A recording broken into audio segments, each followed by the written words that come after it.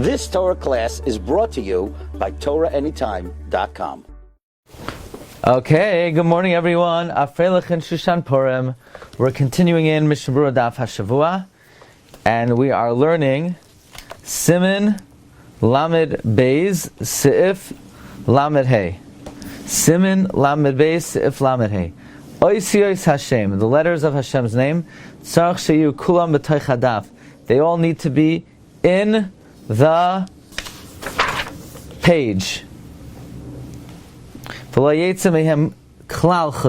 can't go out of the page at all. So let's take a look at this. Here we go. Shigar behema asher yelecha hazacharim lashem. So the hey is out of the daf. That's a problem. So the letters of Hashem's name. You can't put it out of the page at all.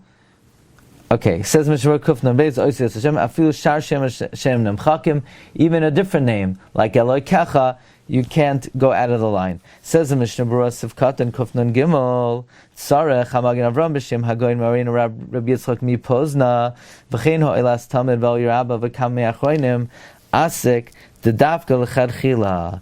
This is only part of the Chayil, but the Eved in lahachmir. But the Eved you don't have to be machmir. Mikamakim im ira kain b'sefer Torah. Nevertheless, if this happens with the Sefer Torah, hayra he paskin limchay kol hashur sol yonos, to erase all the upper lines. Imein bohem shum shem mishem Hashem mechakim. If it doesn't have a name of Hashem that cannot be erased, v'lim shoich oisam, and draw them shiu shavos im Hashem, and draw them out so that they could be equal to Hashem's name. That's interesting. So let's say, for example, in diagram 2, it says Elav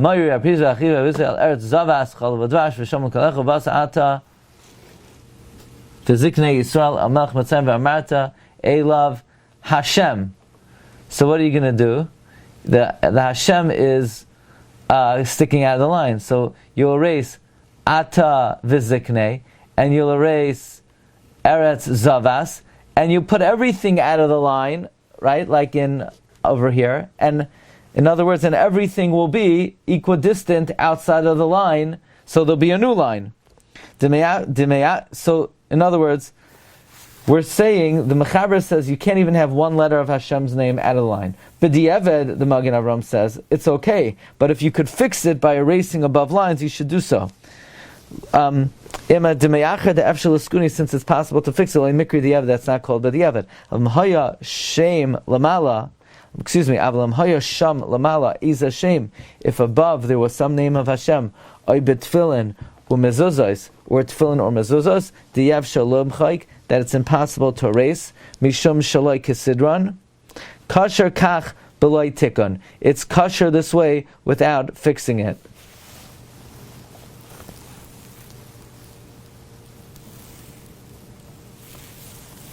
So if there was above some shame, but tefillin or mezuzos, that you can't erase it. In other words, if Hashem's name appeared there, or in tefillin mezuzos that you can't go shaloi kasidron, kasher kach b'loi tikkun, you could leave it that way. But v'yesh machmir afil b'di'eved, there are those who are machmir b'di'eved. V'hiskim imam hagon Rabbi Kiva Eger v'derach hachayim. So it's really an issue when you have Hashem's name, if it's sticking out of the line. Rabbi Kiva Eger and Derech HaChaim are machmir. Masha'in kain, the Magen Avram is mekel. Ach im b'shuros ha'yonos ois ha'achroin b'daled reish ha'kedayma she'achal ha'moshchan kulu moida debein b'sefer Torah bein b'ton mezuzos yimshach oisam kedei shiu shavos ha'ois me'Hashem she'yotzchos l'shita ve'ein bazem mishum shaloi kisidron. Let's see if we have a picture of that.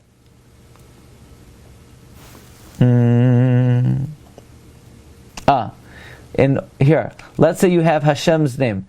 So you have the final hey of Hashem out of the line. The letters above are Dalet and Reish. So what you do is, even by tefillin umezuzos,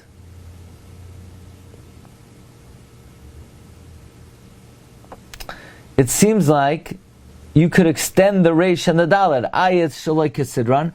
That's not considered shaloi kisidran. V'chenim loikasav oid rak shura achas. Let's say you only wrote one letter. Uveshura shniya mashach Hashem chutz l'shita. Yaseh sartutim achirim. Make new lines. V'yimshachim shiaruchim. And extend them that they should be long. Ad Seif Hashem. Uveshvil shura rishayna ein kapeda. And because of one line, there's no issue. Let's see what this means in diagram 5. So you wrote one line, and the second line you wrote out of the line. So you know what you do? From here on, you take the line further than the sirtut. Now this is tefillin and mezuzah, so you can't fix the first line. But if you have all the other lines equidistant, even though the first line is shorter, it's okay. One line not being equidistant is not an issue. A letter which is secondary to Hashem's name. The Achronim are say b'diavad, you don't have to be machmer. So let's say Hashem Elokeinu Hashem Echad ve'ahavta is Hashem Elokecha. So really Hashem's name is Aleph Lamed Hey Yud Elokai. The cha is yours. That's not. It's part of the word, but it's nitbal to the word. It's not the essence of Hashem's name. It's just making the name Hashem going on the person. If that's sticking out of the line, it's not an issue. Meaning, even Rabbi Kiva Eger, who says it's an issue b'diavad for one letter of Hashem's name to be out of the line, this would not be a problem if it's one of the oisiyas hanit palais. Okay. Kuf nun dalid.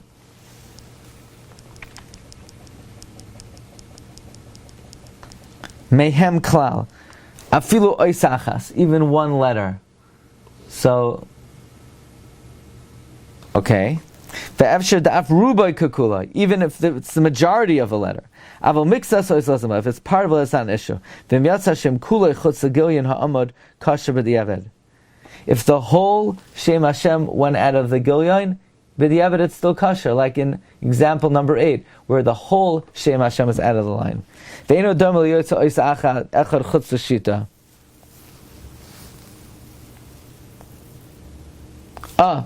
In other words, even Rabbi Kiva Eger, who holds that one letter is pasal b'diavad, he would agree if the whole name of Hashem, it's kosher. You hear this? It's worse if one letter is out of the line than if the whole name is out of the line. Why?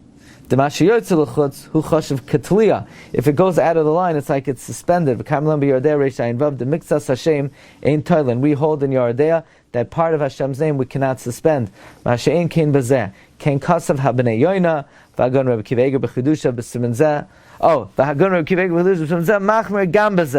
Rabbi Kiva Eger is machmer even in this case. But it seems like even those who are machmer b'diavad, if one letter is out of the line, they perhaps would still be make if the whole word is out of the line.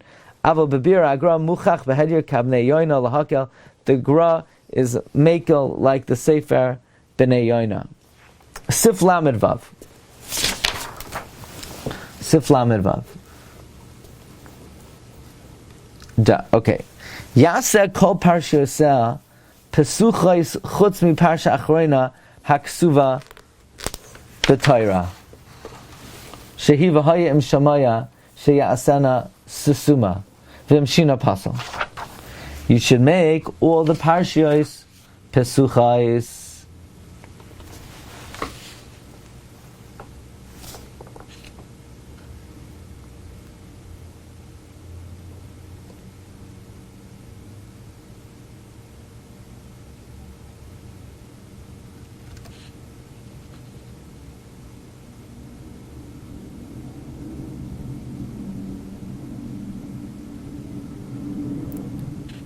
Okay, this is going on the Tefillin Shel Yad.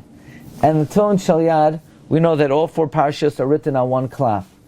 Now in the Torah, the 4 parshas, which are Kadesh, B'haya Kiviyacha, and Shema, are a parsha Pesucha. Therefore, in the Tefillin, they should be Parsha Psucha. What does it mean, Psucha? It seems like at the end,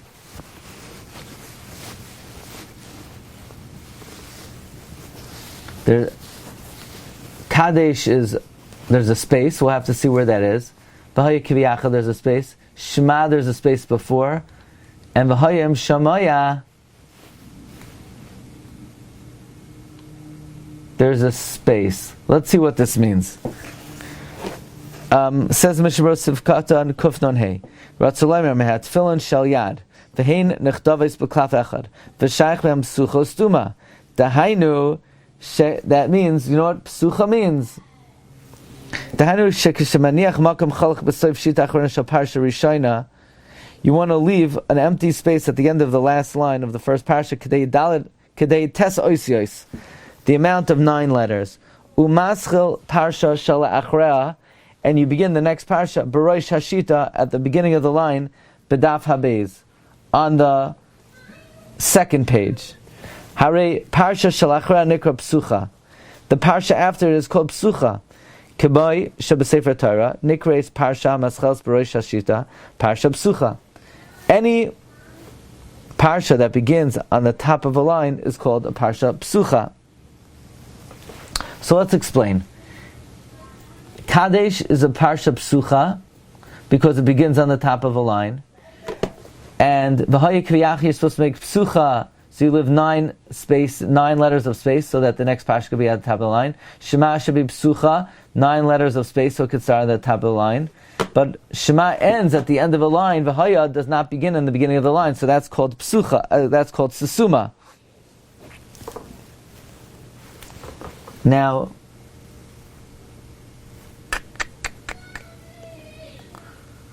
like in a Sefer Torah,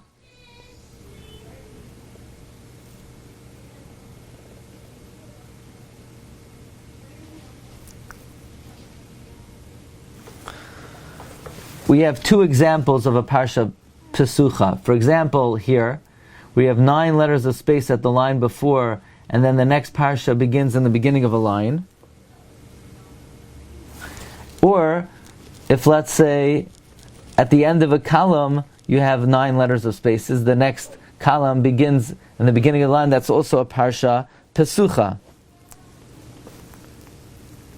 Aval b'tfilin shel roish, but tfilin shel roish ha-parshas nechtavas al da'ad klafim, ein lahakbeh b'hem b'psuchais estumais.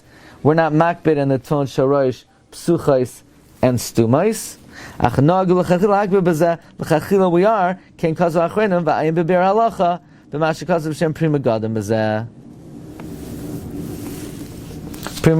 Look in the bir prima gadim.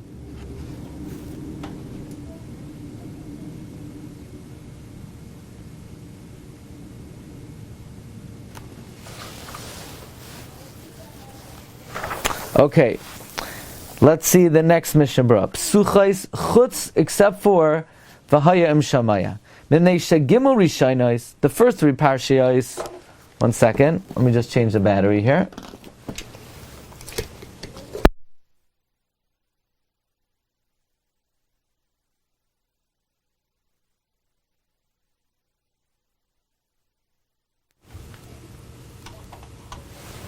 Okay, Mibnei Shegimel Rishonis, the first 3 parshas, Shem Kadesh V'Haya Kiviyacha Shema Hem Psuchas B'Torah, they're Parsha Psuchas in the Torah, Parshas V'Hayim Shemaya Susuma. L'fikach tzarich lichtov v'tuan gam ken kacha. Therefore, in the tuan you have to write it this way. Dahainu she'aniach makom chala kedei dalad kedei tes oisios b'soif shita achroina. You're going to leave empty space of 9 letters at the end of the line before. Shebe Parshas Kadesh kedei shebe Parshas V'Haya Kiviyacha. So then in Parshas V'Haya Kiviyacha sheyaschil Beroish Hashita, that starts in the beginning of the line, Ha'alef, Shabadaf Habez, so that V'haya Kiviyacha, that begins in the beginning of the line, of the first line on the next page, Tia Parsha Psucha, Kamashi B'Torah. Here, very simple. Parsha Psucha means a Parsha that begins at the beginning of the line. Kadesh V'Haya Shema are Psucha, they begin at the beginning of the line. So therefore, the first Parsha is very easy to get at the beginning of the line. You just start it there. The second Parsha, in order to get at the beginning of the line, you need to leave 9 letters of space. And it needs to be this way because that's how it's written in the Sefer Torah. V'chein achar parshas v'haya kviyacha. Likewise, after v'haya kviyacha, kadesha parsha shamat yapsucha. Aval parshas v'hayim shamaya, the parsha v'hayim shamaya yasa sasuma. You should make it sasuma v'oifen tzitzimasa yivur lekame. We'll explain how you make it a parsha sasuma later on. Uparshas kadesh after b'tari psucha machmashu mafsik. Now the Mishna Berura is bothered by Kasha. How is Kadesh a Parsha Pesucha? Because the line before has 9 letters of space. But there is no line before of Kadesh.